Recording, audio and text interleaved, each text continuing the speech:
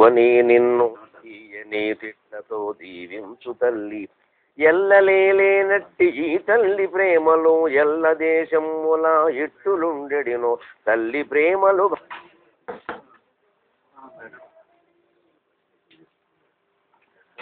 తల్లి పూజలు వేద ధర్మసారము మన తల్లి తరువోజ మన మనఃపూజ మన జన్మమున కామే మధుమాధవీజ. కోరిక భయము రెండూ లేకుండా ఉంటే ఎంత నిజాయితీగా ఉండగలమో విదురనీతి ద్వారా మనకి తెలియజేస్తూ ఉన్న మహాభారత కథాశ్రవణం కోసం ఎదురు చూస్తూ ఉన్న భక్తి టీవీ ప్రేక్షక మహాశయులందరికీ కవి బ్రహ్మ తిక్కన సోమయాజి రచించిన ఆంధ్ర మహాభారతం ఉద్యోగ పర్వానికి సాగుతున్న సామాజిక వ్యాఖ్యలో 733వ భాగానికి స్వాగతం పలుకుతుంది. మహారాజా, వినే ధైర్యం ఉంటే విను. నీ కొడుక్కి నువ్వంటే ఇష్టం లేదు, కానీ నువ్వు వాడి వెనకాల పడుతున్నావు. పాండవులు నిన్నంటే చాలా గౌరవిస్తున్నారు, ఇష్టపడుతున్నారు. నువ్వు వాళ్ళని పక్కనెట్టేస్తున్నావు. ఇది జీవితంలోనూ మంచిది కాదు, రాజకీయంలో అసలే మంచిది కాదు. నెమ్మిగల వారి నొల్లరు తమ్మొల్లని వారి వెనక తగులుదురు, అధికత్వం ఎరిగి ఎరిగి తొడరుదురు, ఇమ్మెరుగని ఎట్టి వారను ఇపపురనాథ. ఇమ్మెరుగని తెలుగు పదాలు ఎన్ని కోల్పోయాము. ఇమ్ము అంటే ఉపాయం. ఉపాయం లేనివాడు ఊళ్ళోంచి గెట్టేయమన్నారు. ఏదో ప్రతిదానికి ఒక ఉపాయం ఉంటుంది, ఆ ఉపాయం కనిపెట్టాలి. అలాంటి వాడు ఊళ్ళో ఉంటే వాళ్ళు చదువుతో నిమిత్తం లేదండి, ఉంటారు ఊళ్ళో. ఆ ఉపాయంతో ఉండడమే చాలా ముఖ్యం. ప్రతి దాన్ని దాటుకుంటూ ఒక ఉపాయం ఉంటుంది. కొంచెం ఆలోచించాలి. ఎందుకంటే ఏదైనా చిన్న సమస్య కానీ నాకు వద్దు బాబు నాకు భయం అంటే అలాగా ఏదో ఉపాయం ఉంటుంది దానికి. ఇది ఇంతేనండి, ఇంకేం చేయలేము ఉంటుంది ఏదో. కనీసం మనం దూరంగా పారిపోవడమైనా ఉంటుందా ఉండదా? ఆ ఉపాయం కనుక ఆ ఉపాయం తెలియని వాళ్ళు ఆ ఇష్టం అనేది ఒకటి, ఆ ఇష్టాన్ని పట్టుకుని వేలాడతారండి. ఒక్క మన ఇష్టం మార్చుకుంటే అయిపోయేదానికి లోకమంతా మారిపోతే బాగుండు అనుకుంటా. నా ఇష్టం ప్రకారం నేను ఉండకూడదా? నీ ఇష్టం ధర్మం అయితే ఇబ్బంది లేదు, ఎవరు కాదంటారు. ధర్మం కానప్పుడు ఎలా ఒప్పుకుంటారు? అంటే మన ఇష్టాన్ని మనం మార్చుకుంటాం. ఒకసారి మార్చుకోవడం కష్టం, క్రమంగా ప్రయత్నం.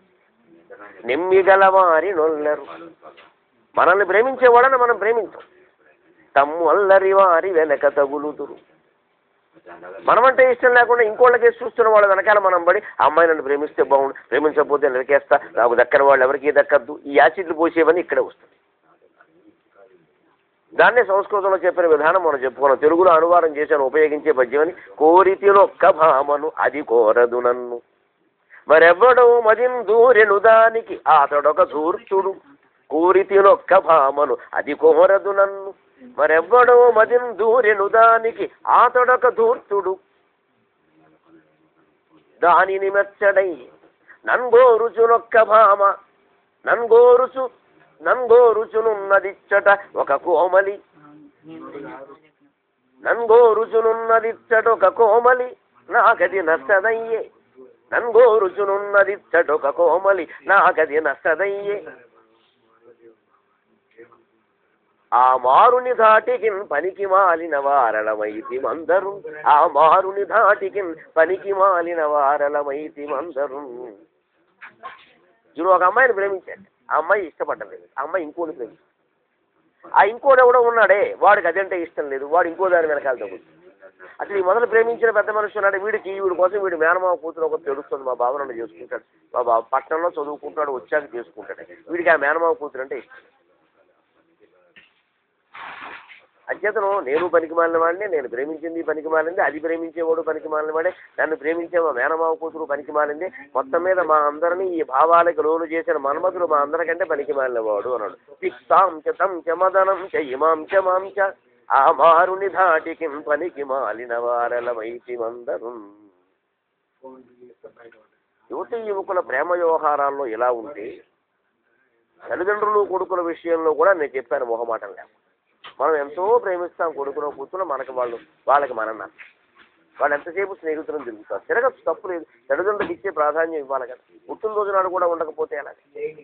బట్టలు కుట్టించడానికి తల్లిదండ్రులు కావాలి, డబ్బులు ఇవ్వడానికి తల్లిదండ్రులు కావాలి, జరుపుకునేది స్నేహితులు. ఇది ఆలోచించి చేయాలి యువతరం. ప్రథమం ఎవరికి పుట్టింది ఎవరు పుట్టిన చోట పుట్టిన తల్లి దగ్గర ఉండక్కర్లేదు, ఆవిడ సంతోషించక్కర్లేదు. ఓ మంగళహారతి ఇవ్వడం, ఓ పాట పాడడం ఎంత బాగుంటాయండి. ఆ తల్లికి ఆవేళలో ఓ నమస్కారం, మనం బతుకంతా ఎలా కూర్చి పుట్టినరోజులైనా పుట్టుకిచ్చిన తల్లికి నమస్కారం చేయొద్దు. 52 పుట్టినరోజులకు వరుసగా మా అమ్మకి దండం పెడితే 91 ఏళ్ల తల్లి ఎంత ఆనందంగా ఉంది వేళ మా ఇంట్లో.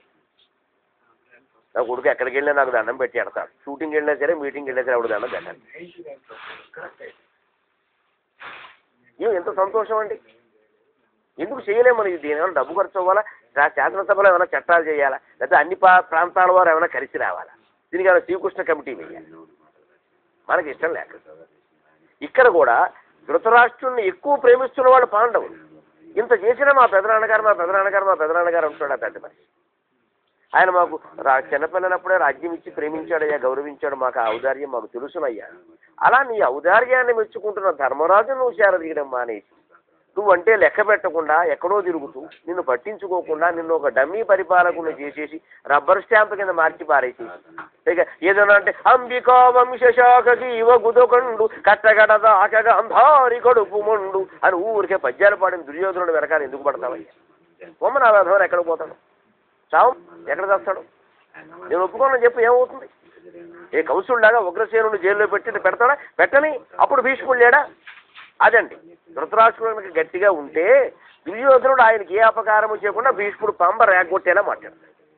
తుమ్ము రేగిపోదు. మరి రాజసింహాసనానికి ఏమైనా జరిగితే, ఆ రాజసింహాసనానికి ఏమీ జరగలేదు కాబట్టి, ఆ నోటి నుంచి ఏ మాట రావట్లేదు కాబట్టి భీష్ముడు చేతులు కట్టుకున్న సైనికుడు అయ్యాడు. లేకపోతే ఈ 10 రోజులు చేసిన ఇష్టం లేని యుద్ధం ఒక్క పూట దుర్యోధనుడితో చేస్తే పోటండి వాడు. ఆ మహానుభావుడికి ఆ స్థితి కల్పించింది ధృతరాష్ట్రుడే ఒక రకంగా కొడుకై ఉంది. తండ్రిని చేతకాని వాడిని చేశాడు, కొడుకు చేతిలో చేతకాని వాడే. ఉభయత్ర అటు ఇటు భ్రష్ట. ఎందుకని నెమ్మి గల వారిని ఉన్నారు. నిన్ను ప్రేమిస్తున్న పాండవులు నువ్వు ఒప్పుకో, తమ వల్లని వారి వెనక తగులు. నువ్వంటే ఇష్టం లేదా దుర్యోధనుడు? నువ్వు బొమ్మను చేశాడు, వాడి వెనకాల పడుతున్నావు. మేము ఎవరు నీకు నచ్చదు, మమ్మల్ని అర్ధరాత్రి పిలిపిస్తాం. నిన్ను అర్ధరాత్రి పిలిపించే సత్తా దుర్యోధనుడికి ఉంది. నాన్న రా అంటే నువ్వు వెళ్లాల్సిందే, లేకపోతే వాడు వస్తాడు. అబ్బాయి ఏమిట్రా పోలేరా, జాగ్రత్త చేసుకో, బయటపడకుండా చేసుకోవాలి. ఎందుకంటే తప్పని చెప్పడం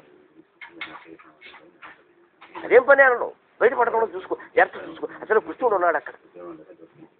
ఇదే అండి చెప్పే విధానం.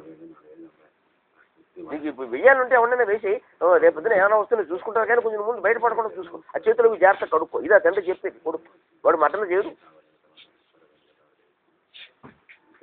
ఇంకొక మాట, తమ్ముళ్ళని వారి వెనక తగులుదు. అధికత్వం ఎరిగి తోడరుగుతురు. ద్రౌపది స్వయంవరం అయిందా? ఓడిపోయారా?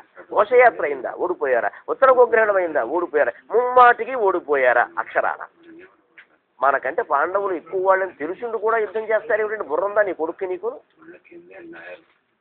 అయితే నువ్వు వాడు కూడా ఉపాయం లేని వాళ్ళు. ఇమ్మెరుగని వారలు ఇవ్వపురనాథ. అందుకే మహానుభావ ధృతరాష్ట్ర, కొన్ని బలాలు ఉంటాయి ఆ లోకంలో. అవి చెడ్డవాళ్ళని చేరకూడదు, మంచి వాళ్ళ దగ్గరే ఉండాలి. చెడ్డవాళ్ళని చేరితే వాళ్ళు దాన్ని దుర్వినియోగం చేస్తారు. ఆ బలాలు ఏమిటంటే ధనమును విద్యయు వంశంబును దుర్మతులకు మదంబువనరించును. ధనమును విద్యయు వంశంబును దుర్మతులకు మదంబువనరించును. సజ్జనులైన వారికి అడకువయును వినయమును ఇవి ఎదెచ్చును ఉర్వీనాథ. మనకందరికీ ఉపయోగపడే మాట. మనిషి లోకంలో వృద్ధి చెందడానికి 3 బలాలు ఉన్నాయి: ధనబలం, విద్యాబలం, శరీర బలం. మామూలుగా ఇక్కడేమో వంశం అన్నాడు. సరే, ఆ శరీర బలం ఆ వంశం నుంచే వస్తుంది కదా. కాస్త దృఢంగా ఉండే మనిషిగా దృఢమైన మనిషి పుడతాడు సాగే కొంచెం. ఎందుకంటే వంశం ఆభిజాత్యం. మన వంశం వల్ల కూడా మనకు కొంత పేరు వస్తుంది. ఇప్పుడు సినిమా రంగం చూసుకోండి, వంశాన్ని బట్టి నటులుగా అయిన వాళ్ళు అందరూ వాళ్ళే. సినిమాల్లో కూడా మీరు గమనించండి, వంశం బట్టి వచ్చిన ప్రతిభ లేనివాడు నిలబడలేడు. ఉదాహరణ అనవసరం, ఉదాహరణ మీద స్పష్టము అని బాల వ్యాకరణంలో చెబుతూ ఉంటారు, చదువుకున్నా. అందుకని ఉదాహరణం స్పష్టం. అంటే అది వంశబలం, ధనబలం, విద్యాబలం. ధనమును విద్యయు వంశంబును, ఈ 3 కూడా దుర్మతులకు మదంబు వనరించు. అందరి దగ్గర ఈ 3 రాణించు. బుద్ధి సరిగ్గా లేని వాడికి ధనబలము, విద్యాబలము, వంశబలము కూడా గర్వం కలిగిస్తుంది. ఇప్పుడు దుర్యోధనుడికి 3 ఉన్నాయి. వంశబలం ఉంది, కురు వంశం. కురువంశపై పారావార దాకా సుధాకర ప్రచండ ప్రభాకర వంది మాగతులు పాడుతున్నారు. ధనబలం సరే పాండవుల ధనం కూడా కొట్టేశారు. విద్యాబలం ఎలాగూ చదువుకున్నాడు, దానికి పైగా మహత్తరమైన విద్య కలిగిన భీష్మద్రోణులంతా ఆయన చెప్పు చేతుల్లో ఉంటే ఇంకేమిటండి విద్యాబలం, ఇంకేం కావాలి. మనకు రాకపోతే ఇంకోటి చేతులు రాయిస్తాం.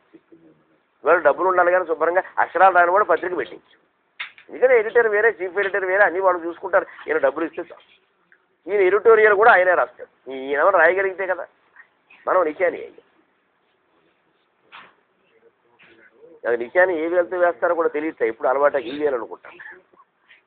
ఈ అలవాటు లేదు కదా, అది తెలియదు. రాయడిగా అలవాటు, అది దానికి ఈ వేలు వస్తుంది. ఎలా చెప్తే వేస్తాను నిశాని. మనం నిశాని మరి ఏం చేద్దాం. అందుకని ధనము, విద్య, వంశము దుర్మతులకు మదంబు భరణించను. మీ అబ్బాయికి ఈ మూడు ఉండి గర్వం కలిగింది. సజ్జనులైన వారికి అణకు వయును వినయమును ఇవి ఎదుర్చును వీనాథ. సజ్జనులైన వారికి అడకువ వినయం. ఇక్కడ గమనించండి, అడకు అంటే వినయం కాదండి. అడకు తెలుగు మాట, వినయం సంస్కృతం. ఇక్కడ గారు రెండు వాయి. ఎందుకంటే ఈ కొంచెం తేడా ఉంటుంది ఈ వినయము అడకువలో. సహజంగా పెద్దవాళ్ల పట్ల ఉండేటువంటి గౌరవం వినయం.